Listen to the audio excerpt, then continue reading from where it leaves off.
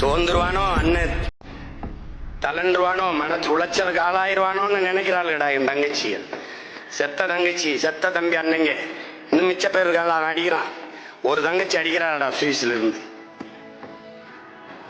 என்னப்பா அண்ணா, அண்ணா நீ சுதந்திராத அண்ணா, நீ கவலைப்பட்டாத, துவண்டாத, பாட்டுக்கு போயிட்டே இரு, போயிட்டு நீ பாட்டுக்கு போ அண்ணா. நீ உன்னை பார்க்காத செத்த மாவீரர் நிறைய இருக்கான். உன்னை பார்த்து செத்தவர்கள்ல அவன் ஆன்மா உன்னை கைவிடாதுல்ல அண்ணா, உன் கூட வரும். நீ போ, நீ போ, நீ தைரியமா போ என்றார். ஓட்டுக்கு ₹1 கொடுக்காம 36,50,000 வாக்க வாங்கி 3வது பெரிய அரசியல் கட்சியாக வந்திருக்காங்க.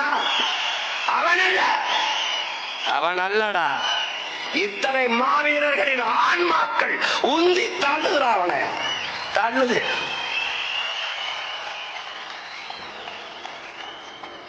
நீ எழுதி வை, 2026 தேர்தலுக்கு பிறகு நம்மை விட அதிகமாக பிரபாகரன் என்றும் தமிழீழம் என்றும் விடுதலை புலிகள் என்றும் இவர்கள் உச்சரிப்பார்கள். நான் உச்சரிக்க பார்ப்பேன்.